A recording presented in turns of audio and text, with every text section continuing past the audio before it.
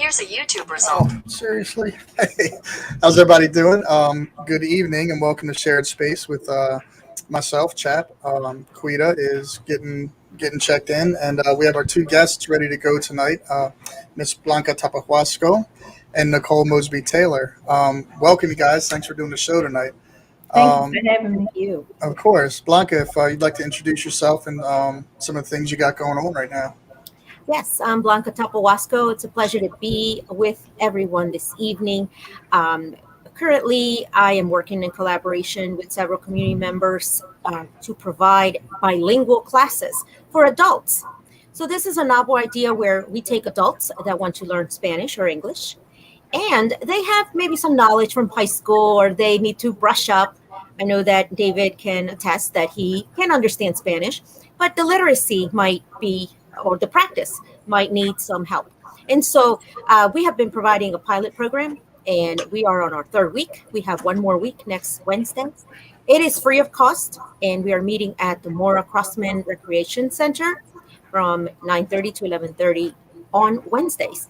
After that, we'll assess and ask the participants to evaluate and give us feedback. That's all really important because that gives us that's like a progress report, right? When you get a progress report at school. And so I'm looking forward to that. And the second initiative, briefly, that I'll talk about is Saturdays. We are in West Baltimore tutoring and specifically math and English, those reading, I should say, math and reading in English. It's not a bilingual class. And so we are providing tutoring to Baltimore City school students or homeschool students or students that need extra support. They get a one-on-one, break it down, support. And we have a retired high school math teacher who is my peer. And I am trained to be a reading interventionist. And so we are really excited that we will have an opportunity we just started this past Saturday. And we will continue through the end of the year, all the way to December 18th. So we are excited to have that opportunity. So it's all about education for me, as David knows. I say Simba, simply in my bones always. Teaching and learning. Thank you, David. That's right, and thanks for joining us because I saw you on Fox News. So congratulations on that interview as well. That was tough. Hi, Quita. Hi, You Quida. made it. So, Hey Miss Mosby everybody. Taylor, what do you got going on? How's the opening with the new building? You got an event this weekend. Plug it all. What's going on? All right. So thank you again for having me. Empowering Minds of Maryland's Youth is my nonprofit organization where we do a lot of outreach programs for youth. One of our signature events is our suitcase drive. So I know a lot of people are like, suitcase drive, what the heck is a suitcase drive? So the suitcase drive is for foster care youth. So typically they go from home to home with a trash bag full of their items. And we want to dispel that myth. We're sending them a message and we want to dispel that message. And that message is that their items are junk. And we want to provide them with a brand new suitcase so that they can take from home to home. And it'll just give them just this little bit more pride of taking care of their things and having something of their own. Could you just imagine going from home to home, not knowing what it looks like, who you're going to be with, but having something of your own can make it just that much easier. And so that's what we want to do. We want to be able to bless them with these suitcases. So we partnered with Steve and Marjorie Harvey Foundation, and they are going to help us as well as Royal Comfort. And I'm forgetting one of my sponsors. Please blame my mind and not my heart, because I love and appreciate each and every one of them. So that's Emmy. That's my nonprofit, and we have a mentoring group. So we're about to open up to have middle and high school young ladies accept them for our new mentoring calendar year. And that will be, anyone can visit our website and we'll have the flyer up. And the website is www.mpmyouth.org. empoweringyouthusa.net. They can also visit us on the web, Facebook or Instagram, Empowering Youth. And then I have my Empowered Women in Business International organization, which is a networking organization of a group of women that we've come together to create a sisterhood of us supporting us. Our motto is individually we can do great things, but collectively we can forever change the world. And what does that look like? That looks like if I help you and you help me, then we both are just that little much, a little bit stronger to make it to our goals. And sometimes as women entrepreneurs, we wear different hats and so much going on. We need that encouragement to say, come on, it's okay. I've been there, but let's keep moving. Let's keep moving. So it's an amazing organization. We started out with only a couple members, and we have grown to 20 members. We're looking to grow more, and we started having a chapter here in Baltimore City. So the goal is to have chapters all over Maryland, and then eventually all over the United States, and then international. So We gotta get you plugged in with Black Wall Street, man. We just had a event I think it was last weekend. Miss Jackie Cummins put together an event with over 120 Black entrepreneurs on 25th. awesome. From like Howard to St. Paul's. They were stretched out, man. It was amazing. That's So awesome. yeah, I'd love to get you connected. Yes, I would love to. And as an extension of EWBI, we also have a radio show. We've been rebroadcasting for a little bit to give me a little vacation, but we're about to gear up and start our show again. So if there are any women entrepreneurs like Blanca, I would love to have you on. So we definitely have to connect. And lastly, but not discounting it in any way, Empowered to Stand Health Services. So our mission with Empowered to Stand Health Services is to empower, educate, and motivate individuals, families, and communities to stand independently and collectively with confidence. So we offer a variety of services from nutrition, education, therapeutic activity, daily independent living skills, financial management, completing tasks and chores, social skills, organizational skills, job and school readiness, and the list goes on. So we are a psychiatric rehabilitation program, which helps to modify the behaviors of individuals that suffer with mental illnesses. Thank you for that. May I ask a question? Sure. You mentioned the services just now. How are they delivered during this time? I know that life skills and I'm thinking of my son who has special needs. Those are often, or there's many effective ways to reach people. How are you offering those services? So we are offering those services in home as well as within our office, our new office.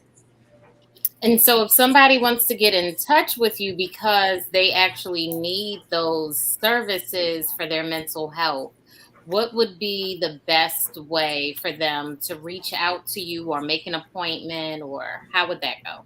So right now, our website is under construction, but they can reach us either email or phone number. So our email address is empoweredtostandhs@gmail.com. And our phone number is 443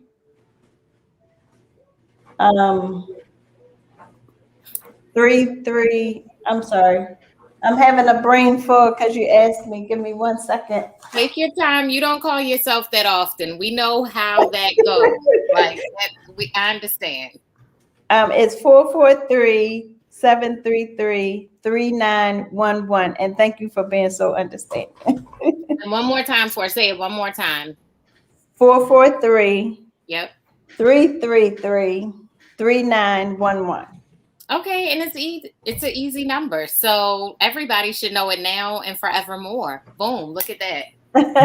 Well, that's awesome. So you said that you're also doing. You have a youth program and a women's program. So the youth program, empowering youth. Do you all Empowering Minds of Maryland's Youth. say it again? Empowering Minds of Maryland's Youth.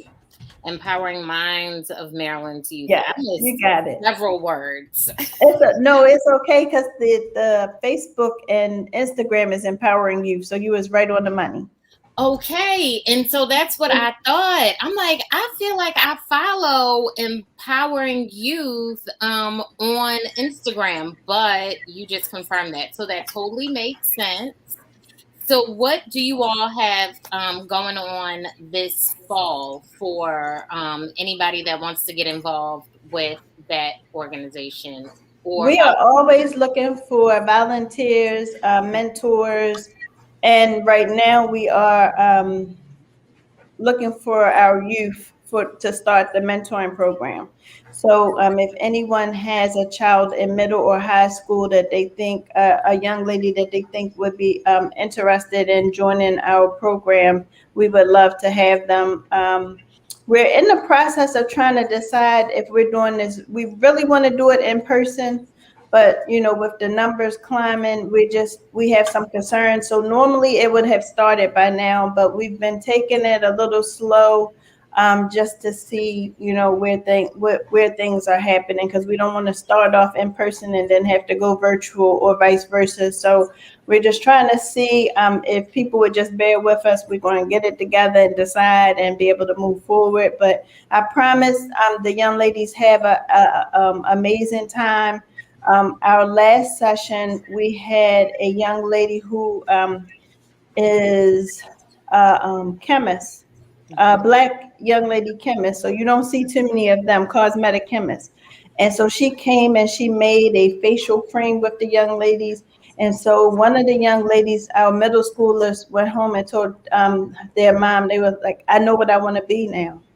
And right. just from doing that experiment, it brought a whole nother light to her, and she was so excited. So now the young lady is going to mentor the young lady, so that, and this is the big kicker. The big kicker is the chemist, the cosmetic chemist, used to be in my program. So she sat in the very seat that this young lady sat in, and Nice. so now she's giving back to them.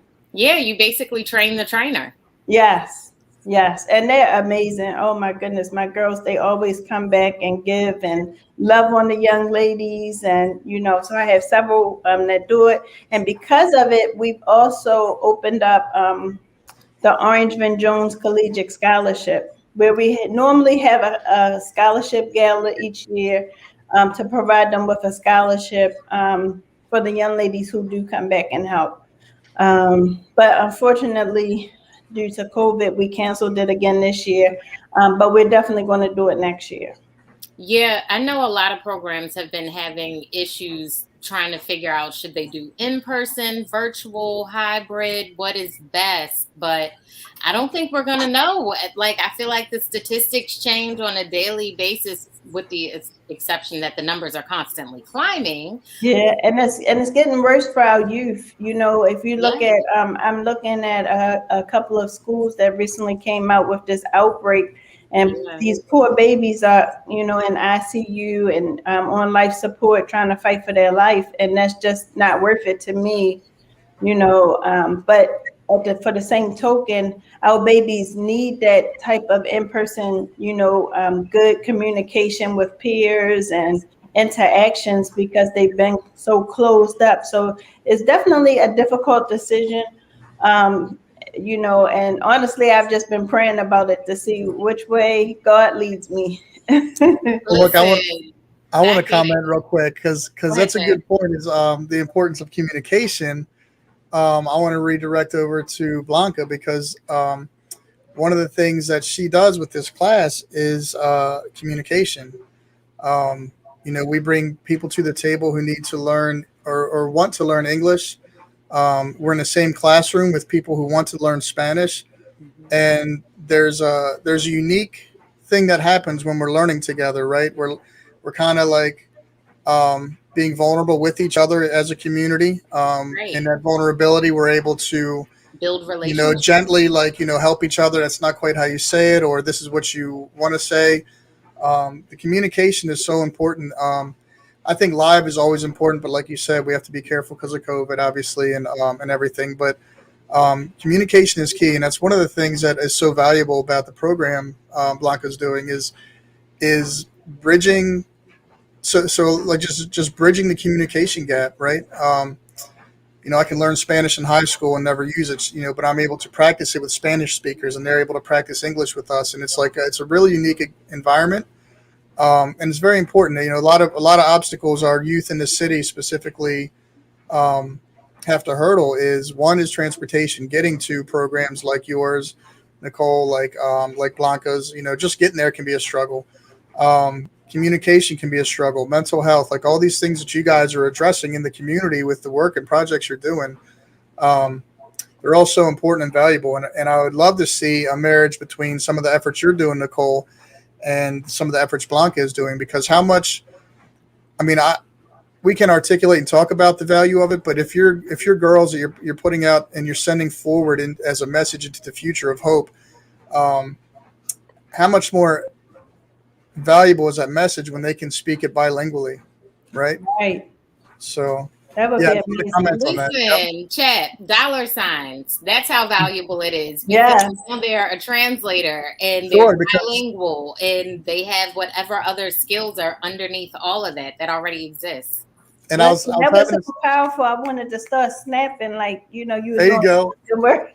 Well, I was Right. talking about it before the show with my neighbor, and because his daughter is actually bilingual, oddly in Korean and English, and he was even discouraged. He's like, my daughter speaks Korean and English, and maybe they want to give her like a $10,000 bump in pay, and I'm like, in her annual salary, and I'm like, that's exponentially valuable. Like you can't double her pay and pay her enough, like because she can bridge cultures like no one else can, very uniquely, and that Mm. is so valuable. But um, people will take advantage of that and ask you to just do it for free or maybe give you a little teeny little bit of raise. They don't understand the value of what you're doing. Like I can tell you the value of They serving. understand the value. Oh Well, yeah. I don't know, man. I'm telling you, like I understand the value from serving in the community, and then in the last 2 years, the very little bit of Spanish that I've learned from the kids has just helped me like deeply root myself in the community, and it's invaluable, really. So It is. Look how I helpful digress. you were to us and another organization I belong to. We were working with a Spanish family, and thank goodness Chap was there because we That's would right. That's right. have. Yeah, through the trauma advocacy you were doing. Yep, Mhm. absolutely. I'll give you a quick example. Tonight, I was at a local retail store just blocks away from the home, and here's this a customer who had her phone had the image of some kind of gift card that she was looking for, and the um, I was just waiting, so I was not far from this conversation, and the cashier said, "We don't have them right now. We're out of them. They're we don't have them." And the hands went up like we don't. She was very nice, very very professional, very nice, and so they're kind of like, and they looked at each other, the two customers, like you could tell that they didn't understand what that meant. And she turns to me and she says in Spanish, "Habla inglés?" And I said, "Sí, soy bilingüe." And both of them were like, "Oh," and the cashier said, "Can you tell her?" And I said, "Yes." I said, and I just briefly told her that they were out for that moment. She's not quite sure when they'll have them again. These are Visa gift cards that maybe she wanted to purchase several to give to her family. And just like she wanted to do something, give something, buy something to provide for someone, and in here the ability for her to get that was impeded. And so it was such a, and I don't say that, right at this, right at, like super something right at the moment, things happen for a reason. No, I just attest that to what an opportunity we have to connect, even Nicole and Quita, definitely connect those who are looking for what you have, instead of kind of running circles and saying, I wish I knew where to volunteer. I wish I knew where I could send. I may not be able to volunteer, but I can commit maybe Mm. $10 a week. $10 a week adds up. Or I know for Quita, I looked at her interview that she did at WBAL, I believe, and I said, how did I not? I didn't know. I didn't know what she did. I didn't know what, you know. And so I guess what I'm saying to you is that how important um, it is that what we do, people, just I still see that image of them turning and saying, maybe she can help. And that's what people are doing. They're looking and turning to you and saying, maybe she can help. Maybe she has Mm. what I've been at least trying to communicate, trying to have somebody else address. Because I know for mental health, I fell into depression after I had my second son because he was born so early. You can imagine you have a baby, even if you're the dad, right, David? You expect to bring home the baby, but when they're like, Yeah. the baby can't come home, and I'm like, we don't know if the baby's going to make it through the night. Um, the Mm. baby's going to have to be in NICU. Um, I you can understand. go home and heal, but you won't be able to drive. Would you be able to have somebody drive you to the hospital to visit the baby? I fell into a depression. I really did. I was looking at walls and just thinking, I'm by myself.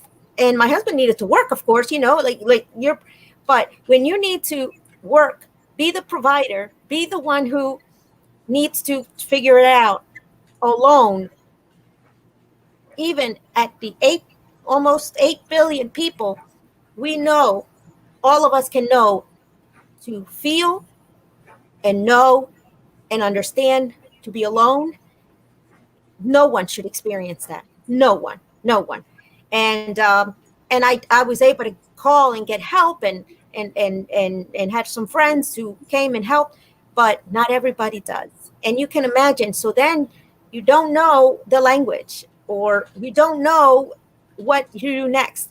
And the mental health doesn't get taken care of for us to just think healthy thoughts. Those thoughts, they truly change, don't they, Nicole? You can attest. You have the training. Definitely. The Oh mind man, actually gets confused, and there's tangled thoughts. I call them tangled thoughts, like when you get a tangling in your hair, and you can try to straighten your hair and try a different comb, but you know what, it's going to take someone else to know exactly how to detangle, because hmm the hair is necessary, instead of pulling our hair out and saying, I can't take this anymore. So it's listen, really, you really made a strong point, because so many people feel like I'm always just taking up for other people, and I'm like, you don't understand. It's not in their capacity at that time to Mm-hmm. make the same cognitive decision that we would make at that time. And that's what people don't understand. When we get out of bed, we take it for granted, because some people have to fight their way out of bed because they're in this mental jail, and they're so depressed they can't even just get up and put their slippers on, or just get up and take the covers off of their head. So we have to try to understand where other people are coming from. No one is born with a gun in their hand, Mm. right? So if no one is born with that gun in their hand, then that means what? It's learned behavior. And then when you live around so much killing, then it becomes a normalcy, which creates a person in this environment. And then you have a person that feel like that's normal and that's what should happen. And so that's a whole nother, it's so much going on in this world. It's so much going on in the mind, and we have to just take the time out to not be so quick to label somebody, but to try to understand that, why are they doing this? This is not normal. Why are they doing that? And then once you try to understand why they're doing it, then you can kind of understand that person, I'm not saying that I'm in no way am I saying that R. Kelly is right for what he's doing, because I have three daughters, so of course I don't think it's right. My Right. But daughter, hurt people. And we found out that his exactly. sister And he molested was molested as a child too. So, her. Right. and if you don't get them the help that they need, it's going to Right. be a continuing cycle. And we got to point the finger at ourselves, because until we start to educate ourselves, and until we start getting people the mental health and changing the stigma in some of the communities that mental health and treatment is a bad thing, or you should be embarrassed about having a therapist. Until we can change that, then we're going to continue to have these problems. So now, if it wasn't a bad thing, R. Kelly could have gotten the help that he needed, so that all of these young ladies wouldn't have had to go through what they had to go through. Right. Right. But until we change it, so one of the things that I would like to fight for is mental health, an annual mental health checkup. We go to get a physical. Why wouldn't we do it for our mental? Right. And even more often than every year. To your point, most people are going to have a problem with even thinking about scheduling time with a therapist. But I tell people all the time, like the interesting thing tonight, Ballet After Dark is airing their domestic violence awareness video. And in the movie, like I have a cameo saying, people call me crazy all the time because I see a therapist. And that's fine. I'll be called crazy on the way to see my therapist, because without that I would be worse. But You you know know what? what the crazy thing is, Quita? Yeah. In some communities, they wear it as a badge of honor. So Right. why do certain communities wear it It's in a shame. shameful way? Right. And I can't be ashamed of what I am, because it's what I am. Like that doesn't serve me or anyone around me. So if I'm crazy, that's fine. Wednesday at therapy session, I'm gonna kick my feet up and talk to somebody for 60 to 90 minutes and work that crazy on out. Okay? And feel better. How about Okay. that? Absolutely. Okay. And I'll just be transparent. So I wasn't born with a mental health issue, but I got depressed after my mom died. I just couldn't wrap my head around the loss of my mom, and that grief brought me it took me to a different place. Yeah. And it wasn't until I started to get more into learning more about mental health that I even understood what was going on with myself. Right. In the And stages of grief. right.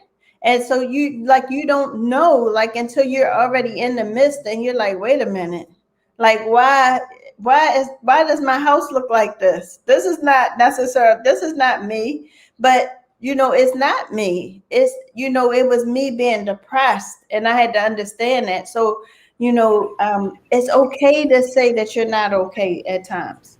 It's okay to say that you're not okay, and our hurts differently.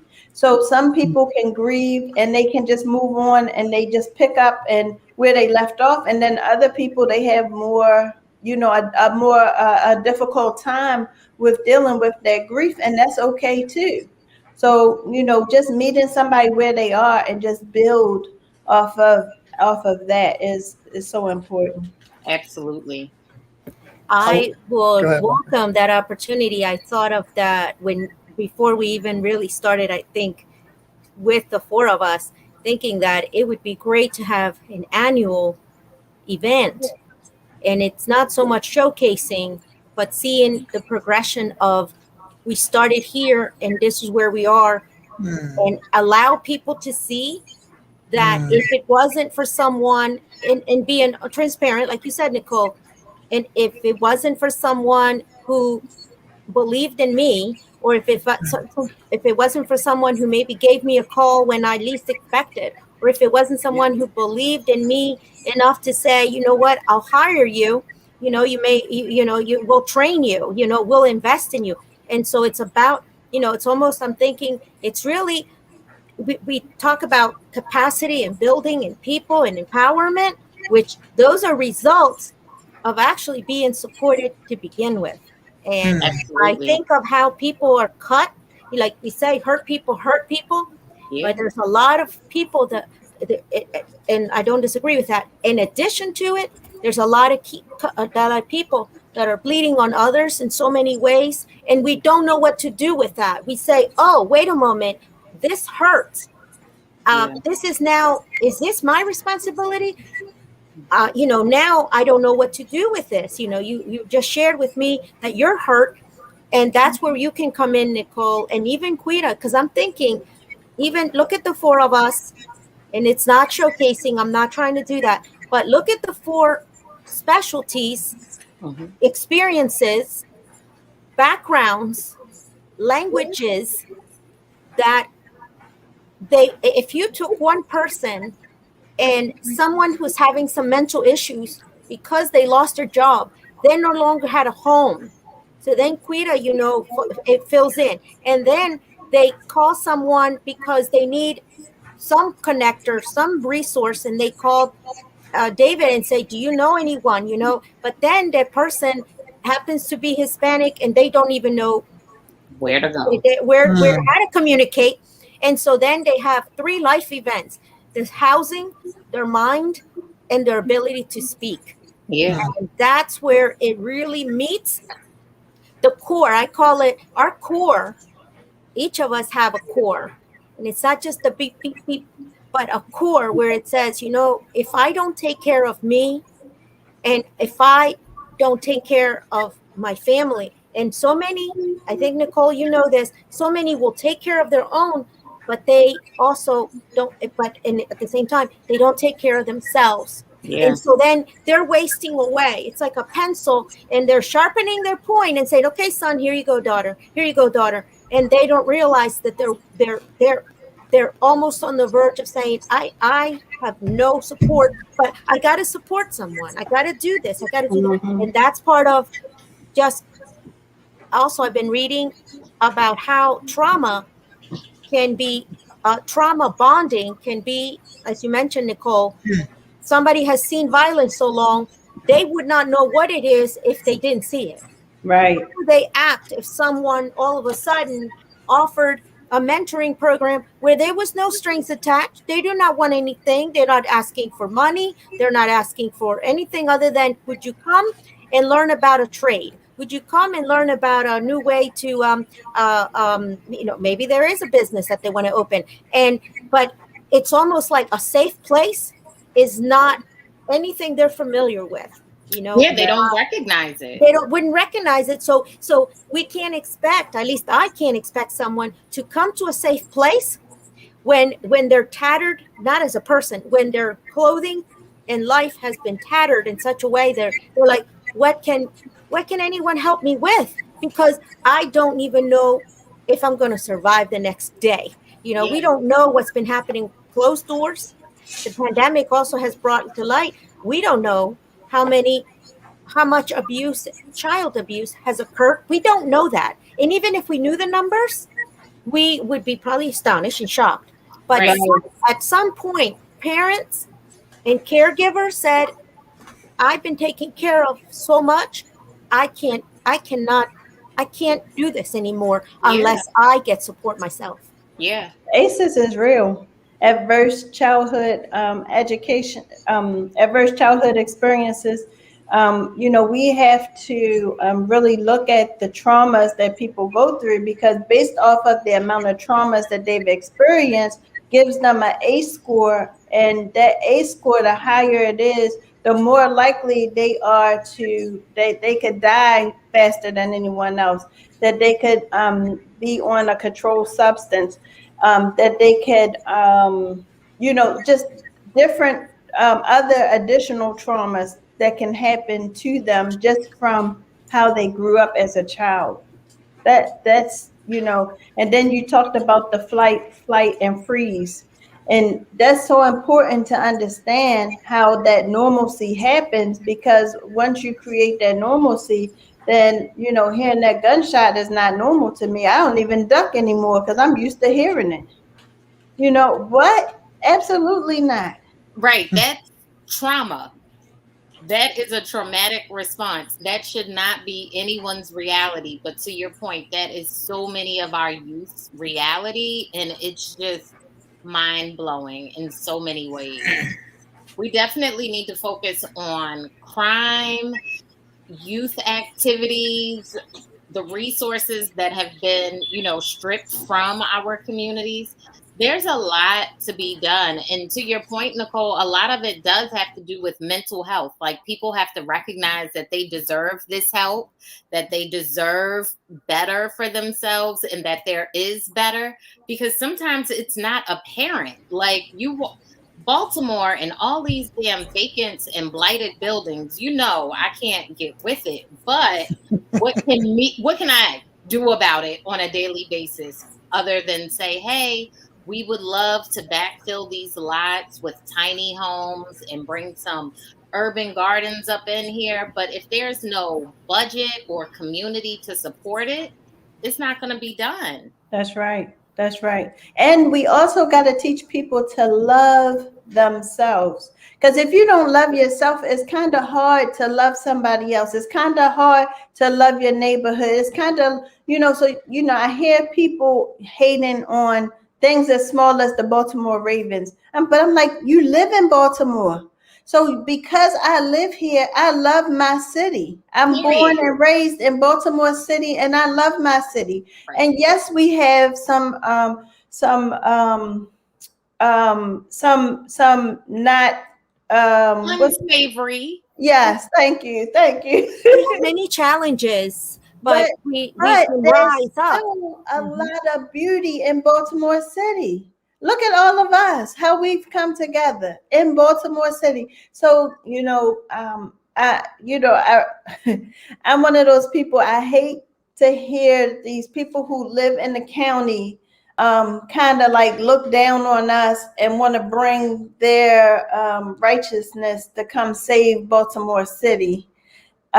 Because we're so in the uproar, and I'm like, listen, Baltimore City, I'm born and raised. I love my home. I raised my children in Baltimore City. I love my home. I love my neighborhood. There are beautiful patches, just like any neighborhood, any city, any county. You can go to Baltimore County, Anne Arundel County, any county, and find a bad patch wherever you go. So, it's all about how you look at things. But back to my original, I'm sorry, I'm going down the other way. I'm going to bring myself back. We support that message. Stay on your soapbox, sis. Thank you. But, we have to love ourselves to be able to understand that you're supposed to love the school you go to. Right. You're supposed to love the clothes that you wear. You're supposed to love who you are just because of who you are. And I think once we get our youth to do that, because, like Frederick Douglass says, easier to build strong children than to repair broken men. So let's build up our children and give them everything that they need now so that they can be strong and they can fight through those depressions. So Blanca had a network, and she also had her love for herself that got her through when she was, in a bad way. And the same thing for me. If I didn't have my network and didn't have the love for myself, I might still be in that grief-stricken way, right? So teaching us to love ourselves is a big part of the equation that I think that we keep missing the bar on. But there are organizations like Emmy and Stan and 1,000 more that I can name that, pour back into our youth to teach them that, look, hey, the responsibility is yours. Anybody in my mentoring group, one of the things that we have to do is give back, because you're going to receive a lot from us, Emmy. And I want you to understand that it's important for you to give back to your community. And just teaching that, like I remember being in 4-H, me and my brother planting things in our neighborhood. And, so it takes us, like, we got to go back to what worked in order to move forward. Right. I think another point that you're making, though, is that we also have to instill in the youth that the power is within them. So, like you said, planting things for 4-H, like food sovereignty is a huge issue in Baltimore, but that is one step towards sufficiency for self. You know what I Mhm. mean? That's And right. continuing to let people know you're worthy, you deserve to know this information. Self care is not selfish, whether you're a mother, a child, a father, a grandmother. You have to pour into yourself before you can pour into others, because if you're empty, you can't pour into others. So, That's all of right. these things, we just have to continue to just say it and believe it and live it When you're on a plane, what do they tell you? You're no good to your child or anybody else if you don't put that mask on yourself first. first, and Yep, then you can help them. And it's the same thing with life. We have to like make sure that we're okay in order to help the next person. absolutely. Chap, you came off mute. You were going to add something? Blanca, I see both of y'all came off mute. No, no, go ahead, Blanca. Wanted to say two things. When someone from another county or even someone from another block, I know I live in an area that it's 1 block away from where the millionaires live. They don't come to Highland Town for breakfast, but I go to the Iron Rooster once in a while to celebrate my birthday or something like that, not very often. And so we also need to perhaps begin to break some walls and start breaking some windows.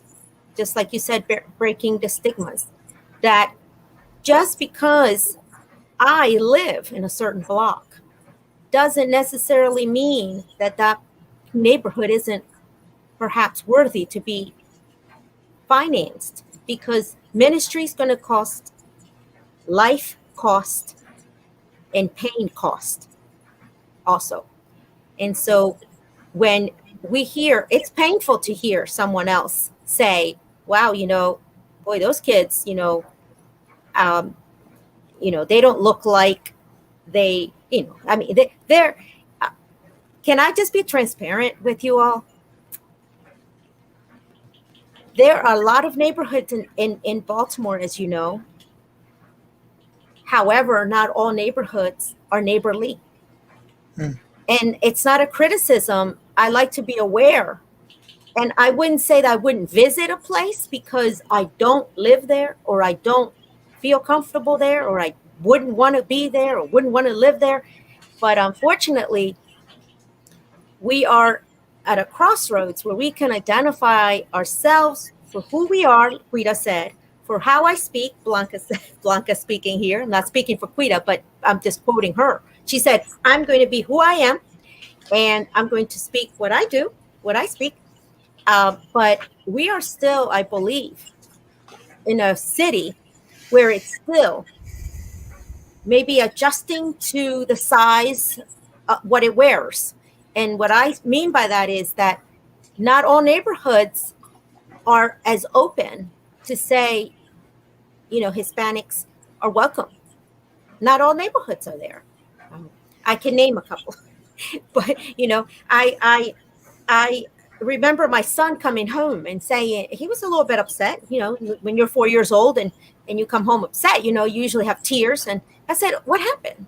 He said, "Well, my teacher told me that I was in the cafeteria saying hello to my friend." And I said, "Oh, okay."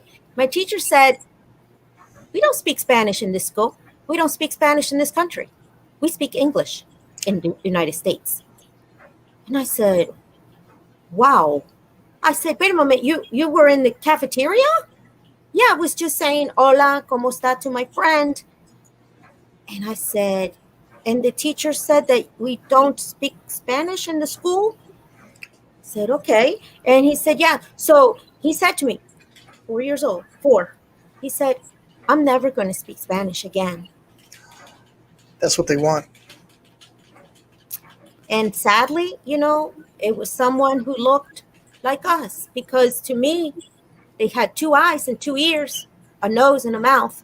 They had 2 arms and 2 legs, had a heart, had arteries. and that crushed him. And That so breaks my heart. I say that because, and even now my children say, just by our very last name, and people know we're different. And and just by our very last name, they know we're different. I was called in by the principal because my son had made a comment that he said to his friend, he said, "Oh, look, I'm a little bit darker than you," because he happens to be Peruvian and Salvadorian, as you can see. And I'm not trying to at least at all make a point about my outer skin. And he said, "Oh, look, my skin is darker than yours." And they had the principal, the vice principal, the teacher, the assistant principal, and a psychologist, and called me and said, "He is comparing skin colors, and we don't like that." I said, "Wait a minute. I think he was just saying that he was darker, but not that he was better or darker or lighter. Was, in other words, the comparison wasn't what was better, We were but as making far it as he was something that making, it Observation. definitely like wasn't. someone saying, 'Oh, your hair is curly,' or Right. "Oh, look, your hair, is."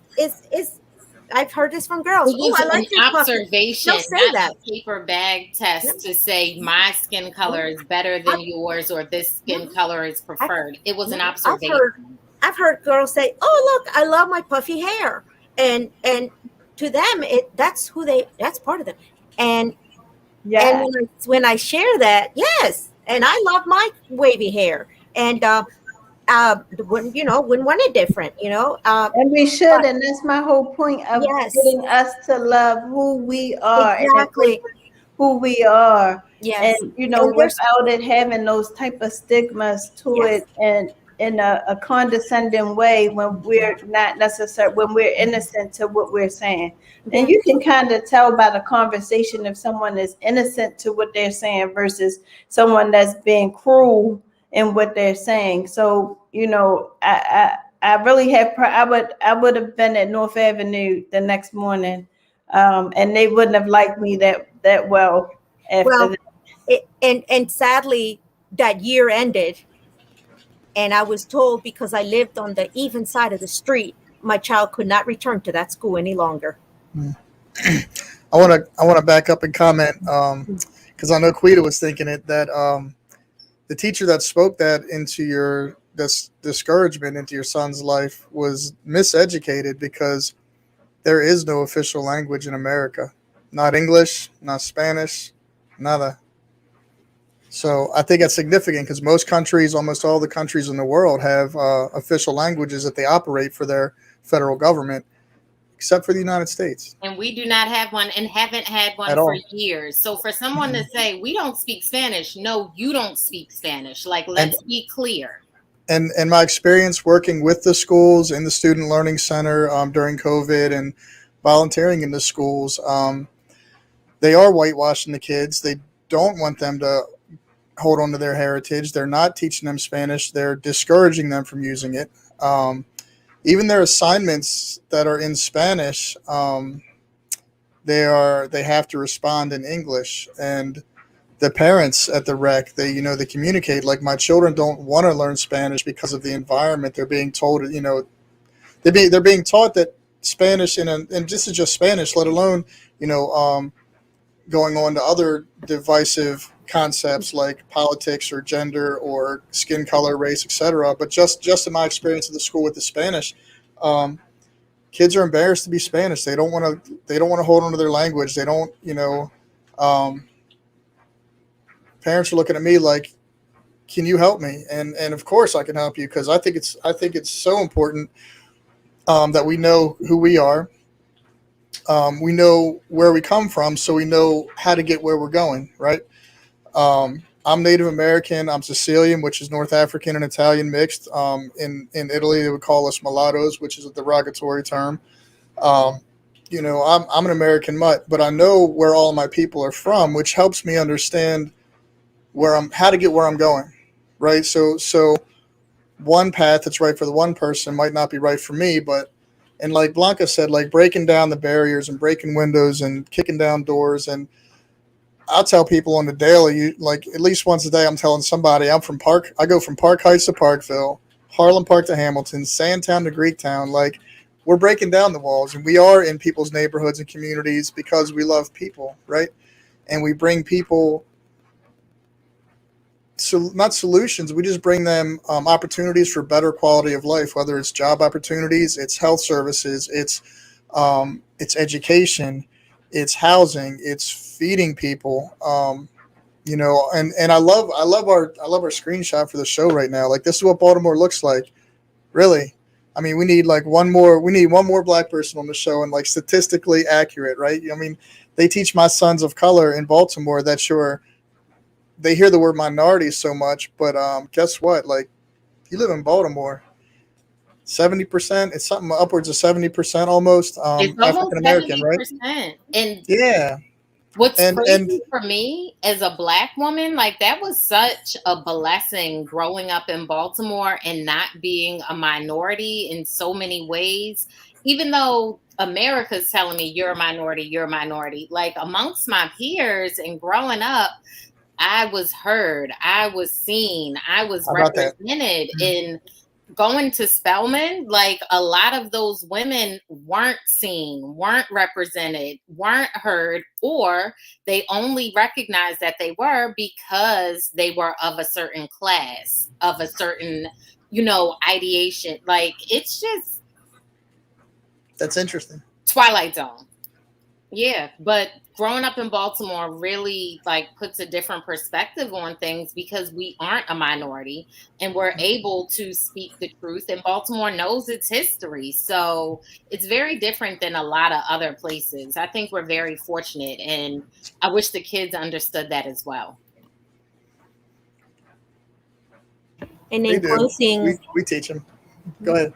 I wanted to say that can you imagine, Nicole, what other layers upon layers upon layers upon layers, what we speak is going to affect the youth's mind and that mental health. If my son who was 4 didn't feel comfortable sharing that with me, and he held it on, and I only share Mm, that only because he was so young, but Mm-hmm. also because it's still happening. mm. And it's not just a 10-year-old problem or what happened a decade ago. That which happened a decade ago can still be happening, and it shouldn't happen into the next decade. It's happened recently. I'm sorry to cut you off, Nicole, but one of my good friends, she has a son who's in the third grade, and shortly after they stormed the Capitol or whatever, like kids were saying to Spanish speaking children, "Oh, you're about to get out of the country. We're about to put you out of the country." And it's like, no, like where are you getting that narrative?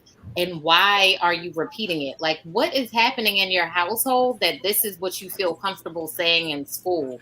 Hmm. It's Well, baffling. again, what that goes back to the conversation that we had. This is learned behavior. They're learning at different ages. And unfortunately, when we had that person come into office, he changed it. Like so many people were like undercover with their racism, and for some reason, it was like he just opened up the Opened up Pandora. doors. Yes. Yeah, and it's like they were like free with it, and the children became free with it, and it's sad because when I see people, I see God's children, and we all are God's children in my eyes, and how we were raised growing up, and it wasn't about color. Because Chap is my brother just as much as someone that may look like me. Um, Amen. he might be even better, treat me even better than someone that looks like me. You know what Skin I mean? folk ain't kinfolk. That's right. That's right. That's right. So, Yep. but to add to Blanca's point also, so once they start to say these things, then it goes to as a man thinketh. As a man thinketh, so is he. And so once you fill somebody with that poison, then they start to think it and they start to believe it. And that's why it's so important for us to continue to have these discussions so people can understand that no, we're going to stay positive. Nobody's going to stop me from, my family was very upset with me. This is a little off the topic, but you'll understand. My family was a little upset with me because I saw a domestic violence situation going down and I got involved. So they wanted me to, yes, call the police, but they didn't want me to get involved to the extent that I did. And, because they felt like I put myself in harm's way. And I'm not telling anybody at home to do what I do, but I do what I do because God leads me to do what I do. So, and like I told my family, God forbid if something happens to me while I'm doing what God tells me to do, then just tell the people at my funeral that I was doing good work with, because I can't stop being me. I can't stop being me. But see, this is something that's been etched and ingrained in me. And so that's why this is a part of who I am. If I see something wrong, I'm going to go try to fix it. If I hear somebody going through something, saying something, then and my daughter be like, oh gosh, here she goes again. But that's me, and and I am the ditto copy of my mother. And that's how she was. And I see it in my brother, myself, and my cousin. And that's because we were taught that. So as a man thinketh, it's so important. So not only even like what it's important that we're sending the right messages. And you were talking about how those teachers were sending that, terrible message to your son. And I'm so sorry he had to go through that. Because I don't care what age he is, he shouldn't have to go through that. It's unacceptable at any age at this point, But it's important for us to think on a positive level, to keep empowering our babies so that they can be great and know their greatness and walk in their greatness. I appreciate that. I appreciate all of you because, like you said, everyone on this show tonight, and everyone in the family. I always say brotherhood because I'm used to mentoring young men, but everybody in our family, our community family, just like you said, we do what we do unapologetically because it's our God-given talent to do what we do. We all do something a little different. We all do it a little different. Man, God puts us together like a puzzle, man. And it's a beautiful picture that we paint of Baltimore. And I appreciate every one of you and anyone who comes back and watch or is listening. You all know what you do and just continue to do it to the glory of God, man. It's rewarding. Real quick, I want to do my shameless plug. I forgot to do it earlier today, but thank you guys for tonight joining us on Shared Spaces with Quida and Chap. Tuesday night, we got the Donnie Glover Show at 7 p.m. Wednesday is Sister Biz with Nicole and Tamara at 7. Thursday is Black Business Roundtable with Doug and Dr. Ashley, live from Oakland. Friday is Black USA Crypto News with Kamal Hubbard at 7 p.m. And Saturday, Blackout Live from New York with the DM firm's Tasmir Gathers at 10:15 a.m. And then Sunday is a new show, 60 Minutes in Black USA with Mike Haney.